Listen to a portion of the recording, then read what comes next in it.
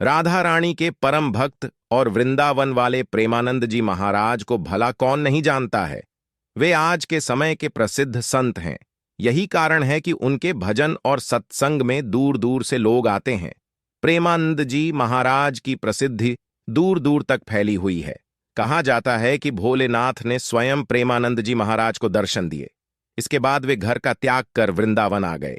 लेकिन क्या आप जानते हैं कि प्रेमानंद जी महाराज ने क्यों साधारण जीवन का त्याग कर भक्ति का मार्ग चुना और महाराज जी सन्यासी कैसे बन गए? आइए जानते हैं प्रेमानंद जी महाराज के जीवन के बारे में। प्रेमानंद जी महाराज का जन्म उत्तर प्रदेश के कानपुर में एक ब्राह्मण परिवार में हुआ। प्रेमानंद जी के बचपन का नाम अनिरुद्ध कुमार पांडे है। इनके पिता का नाम श्री शंभू पांडे और माता का नाम श्रीमती रामा देवी है। सबसे पहले प्रेमानंद जी के दादाजी ने सन्यास ग्रहण किया। साथ ही इनके पिताजी भी भगवान की भक्ति करते थे और इनके बड़े भाई भी प्रतिदिन भगवत का पाठ किया करते थे। प्रेमानंद जी के परिवार में भक्तिभाव का माहौल था और इसी का प्रभाव उनके जीवन पर भी पड़ा। प्रेमानंद जी महाराज बताते हैं कि जब वे 5वीं कक्षा में थे तभी से गीता का पाठ शुरू कर दिया और इस तरह से धीरे धीरे उनकी रुचि आध्यात्म की ओर बढ़ने लगी। साथ ही उन्हें आध्यात्मिक ज्ञान की जानकारी भी होने लगी। जब वे 13 वर्ष के हुए तो उन्होंने ब्रह्मचारी बनने का फैसला किया और इसके बाद वे घर का त्याग कर सन्यासी बन गए। सन्याली जीवन की शुरुआत में प्रेमानंद जी महाराज का नाम आर्यन ब्रह्मचारी रखा गया। प्रेमानंद जी महाराज सन्यासी बनने के लिए घर का त्याग कर वाराणसी आ गए और यहीं अपना जीवन बिताने लगे।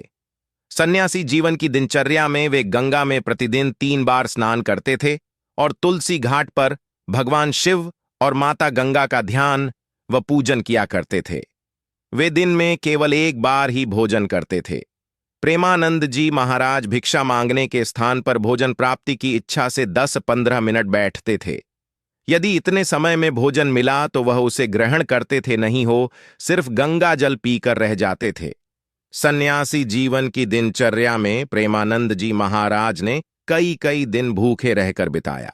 प्रेमानंद महाराज जी के सन्यासी बनने के बाद वृंदावन आने की कहानी बेहद चमत्कारी है। एक दिन प्रेमानंद जी महाराज से मिलने एक अपरिचित संत आए और उन्होंने कहा, श्री हनुमत धाम विश्वविद्यालय में श्री राम शर्मा के द्वारा दिन में श्री चैतन्य लीला और रात्रि में रास लीला मंच का आयोजन किया गया है, जिसमें आप आमंत्रित हैं। पहले तो महाराज जी ने अपरिचित साधु को आने के लिए मना कर दिया, लेकिन साधु ने उनसे आयोजन में शामिल होने के लिए काफी आग्रह की, जिसके बाद महाराज जी ने आमंत्रण स्वीकार कर लिया।